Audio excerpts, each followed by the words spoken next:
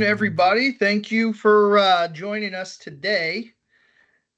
As we get going here, just wanted to talk briefly before we get into Brian talking about some of the weather things that are coming up. Just continuing to bring awareness. We've made updates to the Producer Ag app. So for those on the call that haul grain to us, and that also do some contracting with us, we have our mark-to-market contracts up to date. And so growers can get on there and see, with a 10-minute delay where the value of their contracts is at.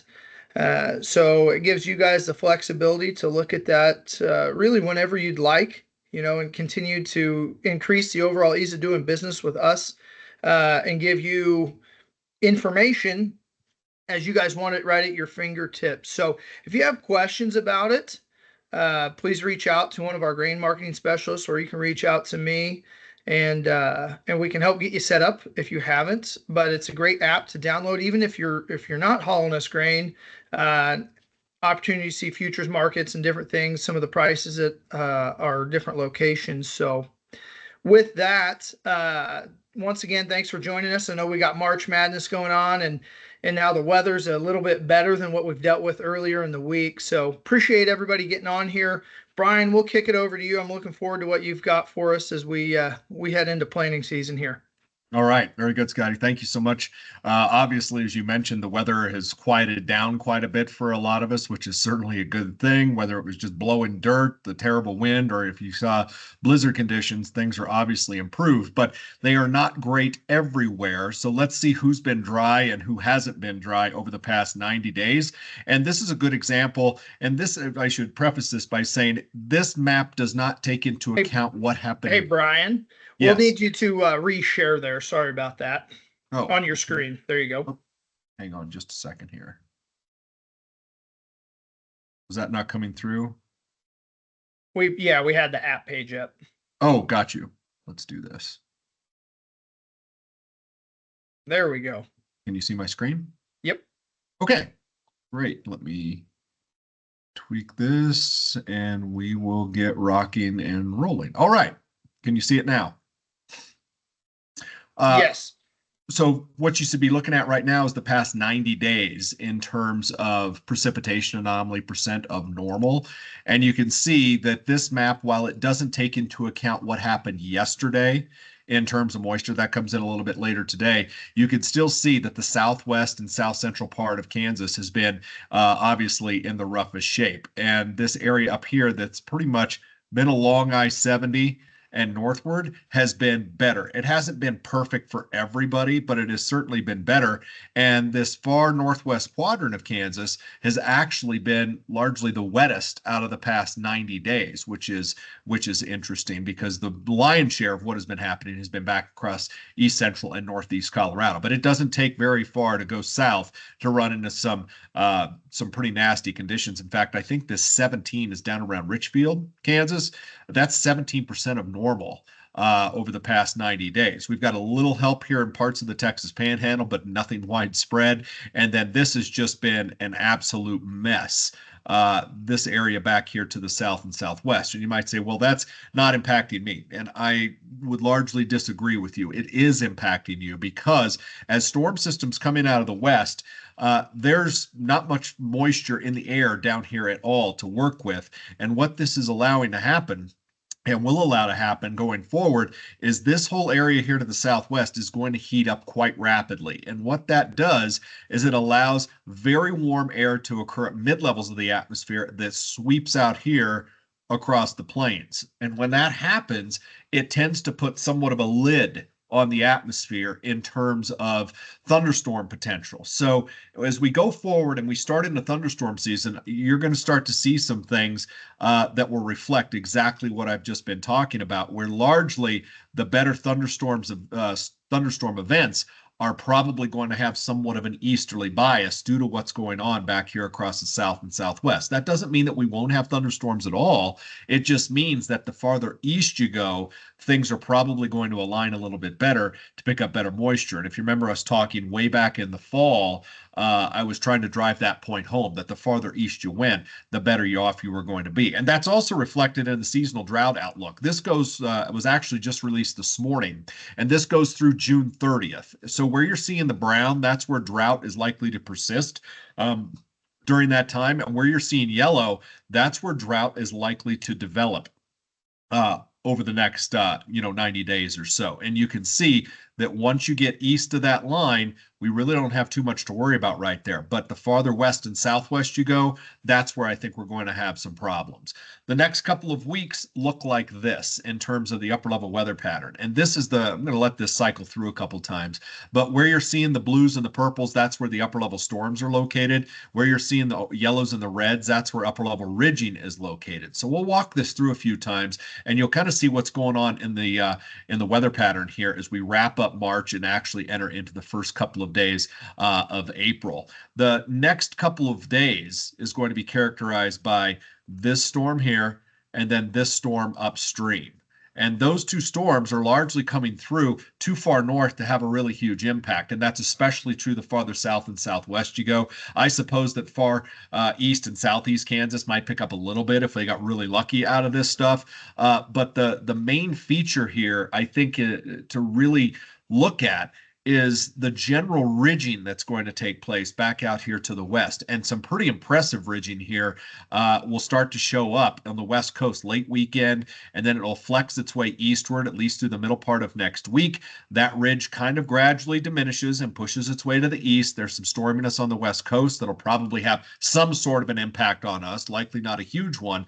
And then notice just this kind of general ridginess that's back here to the south and southwest. That owes to what I was talking about, where the driest conditions have largely been over the past 90 days, and it's going to be very easy for these ridges of high pressure to develop over the south and southwest down into north central Mexico because of that. So the active weather pattern that we've had recently, where storms and big storms at that have been rotating out of the southwest, is going to get put on hold, it looks like, at least for the next couple of weeks. So what that does in terms of precipitation anomalies, again, this is the actual forecast precipitation anomaly through April 3rd.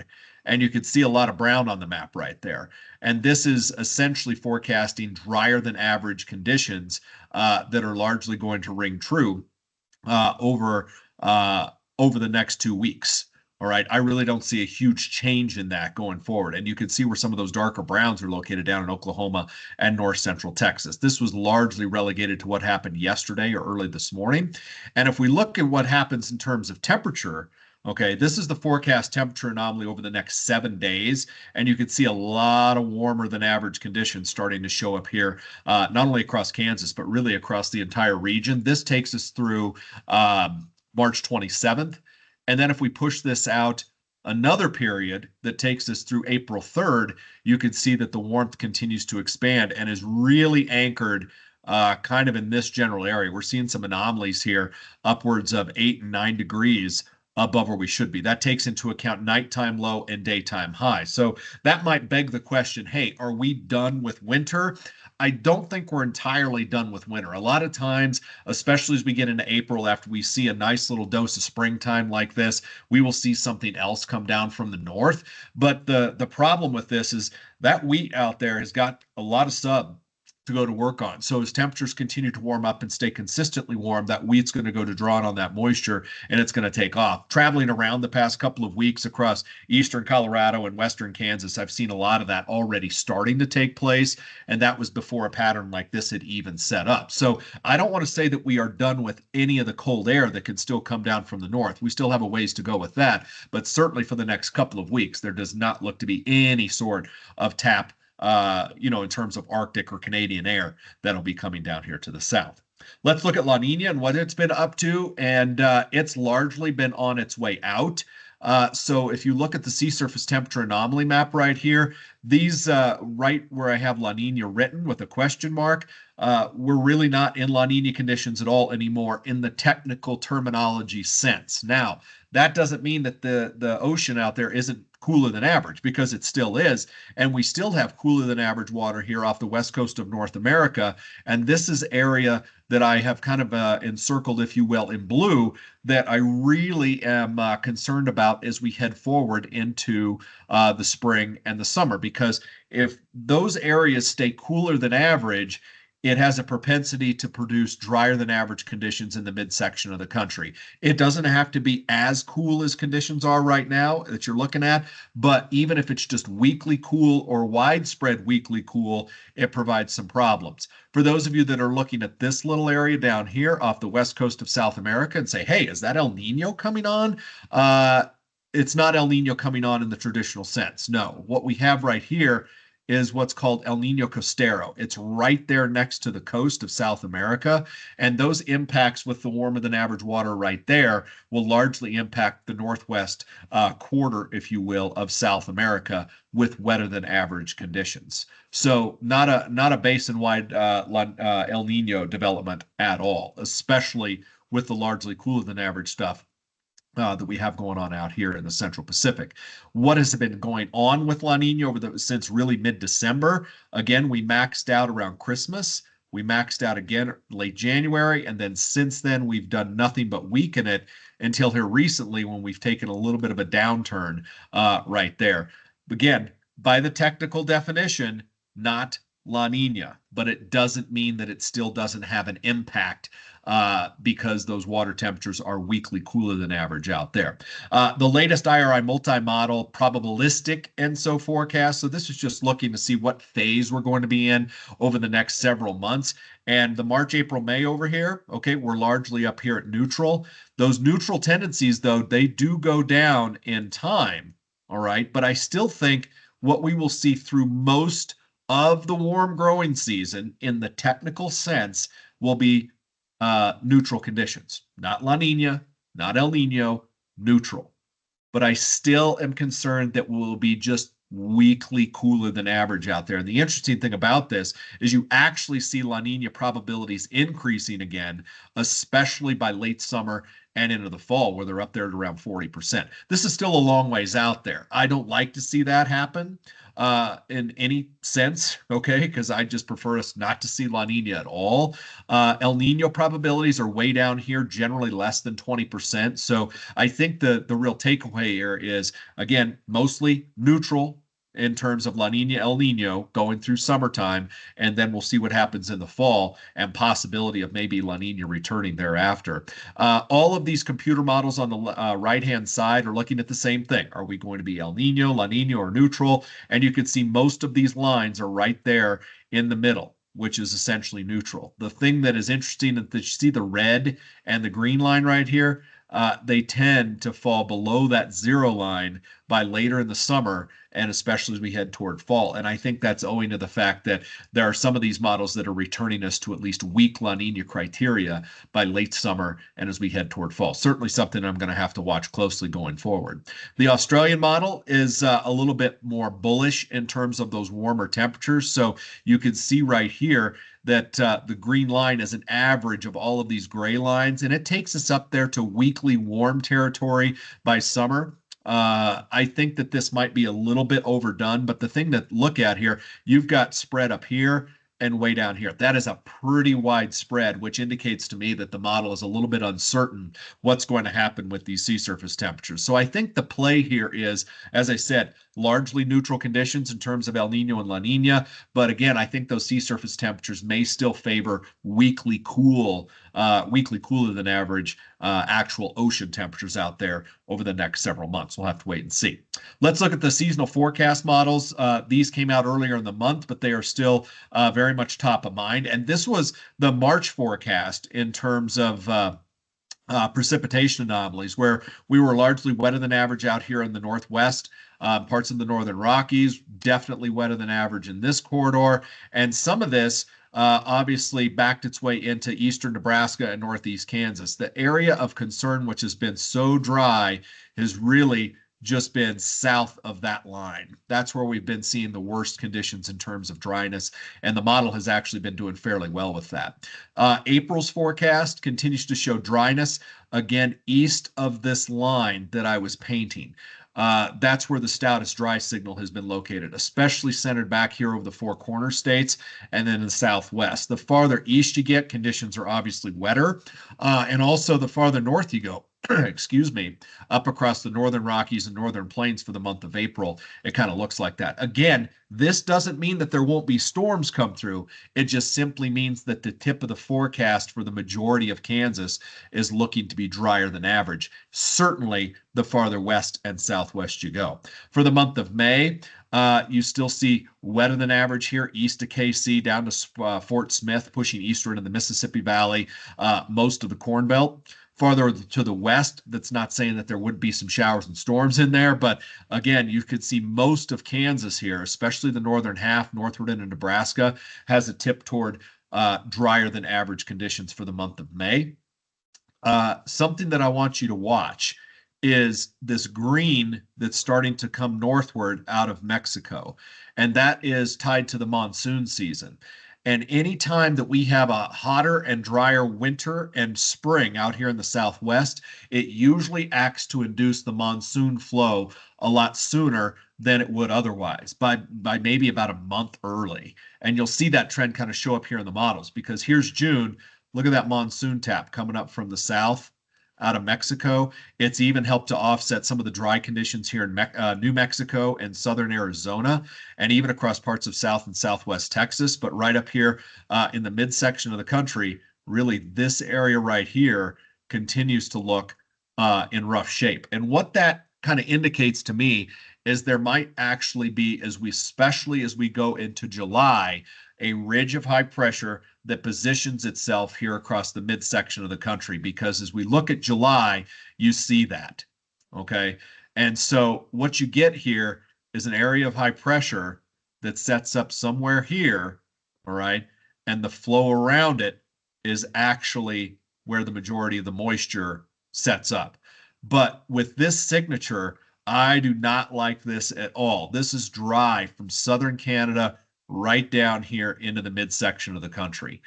And you know as well as I do that if it's drier than average during that time, we are likely going to see some heat, especially if the better monsoonal moisture is positioned out here, coming north out of Mexico into Arizona, New Mexico, southern Utah, southern Colorado. If we look at August, it's much the same. Okay, it's a little weaker dry signal, but we are still having some issues here, at least in parts of Kansas and the surrounding areas. And one more here into September.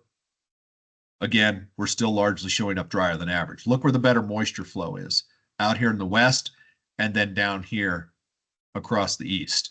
Still indicating to me that that ridge is going to be positioned somewhere in the midsection of the country. If we look at the NMME model, you're going to see some of the same features. Initially, for April, the stoutest dry signals out here in the west and southwest. Eastern Kansas and points eastward, not bad. Western Kansas, not exactly good, especially southwest. May, you see that dryness doing a couple of things. The signal is creeping northward, and it's starting to expand northeastward. There you see the monsoon tap starting. If we go to June, this is all the benefit of the monsoon out here. All the white shading you're seeing here in the southwest is generally average moisture. That's what the model is forecasting, largely due to that early monsoon. Here in the midsection, you see a big brown spot right there. Southern Nebraska, most of Kansas, far eastern Colorado, down here in the parts of the panhandles in northern Oklahoma. And that dry signal is creeping ever northward into southern Canada. So by the time July happens, you see where it's anchored, right here in the midsection of the country, right out of southern Canada. And the monsoon is doing this. So that also indicates to me a ridge position here in the midsection of the country, creating dryness and also likely creating some heat. August, still the same signal, southern prairies right down here in the midsection. Again, the tip out here in the west has been largely toward average precipitation. So even by August, you see the dry signal weakening here across far east central Colorado and western Kansas, but still somewhat of an issue here across the central part of the country. September, I know this is a ways out there, but you still see the residual effects of that dry signal, even as we're starting to see the seasonal change. So a couple of takeaways just from those first two models.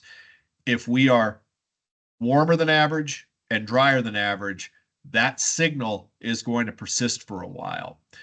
So that might actually carry over into some late summer-like heat. I know we have seen that over the past 2 to 3 years, and I would expect to see something like that very similar again, where we have to at least deal with some late summer heat, especially if things are drier than average in the midsection of the country. This is the IRI multi-model probability. So this is March, April, May's forecast. Again, Southwest bullseyed with dryness. Eastern Kansas, again, it gets better the farther east you go, but that southwest part is not nice. If we go to April, May, June, notice the dry signal migrating northward. We also start to see it coming eastward, but still the farther east you go, the better shape you're going to be in. May, June, July, you see the dryness encompassing most of the midsection of the country, as well as the Pacific Northwest. But the mitigating effects of the monsoon, you see the white right there, all right? And then as we go one more, here into June, July, August, again, most of the Southwest is under the influence of that monsoon, but you see that dry signal, again, from southern Canada, parts of the northern Rockies, northern plains, down here to Nebraska, Kansas, and far eastern Colorado. This is the latest Climate Prediction Center forecast. April, May, June still has the stoutest dry signal the farther west you go. This was just updated today, by the way. Temperature-wise, look at the heat building here in the Southwest. Like I said, this is one of the reasons it would induce an earlier than average monsoon in the Southwest because of that early season heat. If we go to May, June, July, notice the dry signal here expanding eastward into the midsection of the country. Temperature-wise, we start to see the heat build west, and it's also going to start migrating eastward. June, July, August, this is ugly looking. Again, there would be a high pressure center somewhere here producing that type of dryness. Your flow around the high does this. That's why you're seeing green here in southern Arizona and southern New Mexico, because of this particular pattern. But that is an ugly signature for June, July, August across really the majority of the plains, certainly the western Corn Belt, on up into the northern Rockies. Heat-wise, it's still positioned, at least the core of it, out here west, but you see the majority of the country would likely see above average temperatures, June, July, August. I don't think that's a stretch. And then if we go to July, August, September, we still have that position here in terms of dryness. And look at the monsoon going gangbusters out here in the Four Corners. Heat-wise, you still see it anchored out here to the west. But I think this is a little bit shy. I still think that if you're that kind of dryness, back to back, that you're going to have a pretty good heat signal take place here in the central part of the country. So while we might have a heat signal here, there's probably going to be one positioned out here too. I wouldn't shock me at all. Okay. August, September, October, you're still seeing dryness here in this corridor. So for interest in terms of, and this is a pretty bleak look, if you will, especially across, the Central Plains and on up into the Western Corn Belt. Again, I think areas farther east have a much less chance of seeing this type of dryness than areas farther west. I really think that's the takeaway. And then there's heat still anchored during that period of time, August, September, October out west. I know that's a long ways out there, but I just wanted to show that because it was an updated map today. With that in mind, fire away with any questions you may have. Brian, that was a little bit bleak. One of the questions I got text here was around the humidity. It's been pretty dry humidity, and it says with that air humidity being pretty low through March, is there any historical comparisons with that may lead to this model, or is that kind of maybe not really affecting it as much? What part of the state? Central part of Kansas. Central. Yeah, I think it owes to the fact that you have that dryness to your southwest. So when you're basically evacuating the moisture out of the soil, not locally necessarily, but regionally, that bleeds over. So with these storm systems that have come out, you've seen that where every mile you go farther east, the storm gets better organized. And that's due to the fact that you're able to tap better humidity the farther east that you get. Those areas of far southwest Kansas, southeast Colorado, down to the panhandles. Again, I know there's a little bit of moisture with this last storm, but certainly the farther east and northeast you went, things were better. And I'll be honest with you, south central Kansas getting shut out during most of the winter, and I know that you have a little bit here and there, but south central Kansas would be a whole lot wetter than what they've been going through the winter, and they have not been able to score any significant, meaningful, long-standing moisture with some of these storms. So it's not necessarily about if it's just dry in your locale. Okay, I don't want you to focus on that. I want you to focus on what the problem is as the reason why the lower humidities may be a problem in your area. And it's because of that regional dryness that's to the west and southwest that if I'll be real honest with you, if we don't fix that in April, it is an ugly scenario and an ugly signal as we go into the warm season because we move out of April where we can still get these big organized storms that come out and can do a lot of good. And then we move into May and we have to rely on thunderstorms to do that, where obviously we can get lines of thunderstorms and complexes, but the overall moisture signal with that is a lot more hit or miss than say with the bigger, more organized storms from March and into April. Okay, so yeah, that was one of the other questions was there something that could potentially change this and make a shift to that forecast? The seasonal change. That's what we're looking at. But if you look at that 2-week forecast map that I showed you, it really tends to shut off these systems coming out of the southwest. That's not a signal I want to see going into April. I want to see troughiness. I want to see storms out there in the southwest, but that is not the signal, at least for the next couple of weeks. Again, that doesn't mean that our weather pattern is just going to completely be inactive. There will be things come through, but these last two storms, the one last Friday and then the one that moved through just yesterday, I would have loved to have seen those storms produce a lot more moisture regionally than what they did. And they just didn't do that, so it is what it is. We have to babysit it going forward, but you can feel my pessimism in the weather pattern as we head into April. Yeah. So with that and some of that warm air that's southwest there, is the concern of maybe any major cold air coming out of the north, some of those late April freezes, is that less of a concern? It's a little bit less of a concern, but because we're coming out of La Nina and those ocean temperatures out there are still, cool or cooler than average, I never take that off the table because historically we can still see that late season. It only takes one late season cold front, and there's still been a good deal of winter going on up across parts of Western Canada. So I never want to take that off the table until I see, we're still in late March.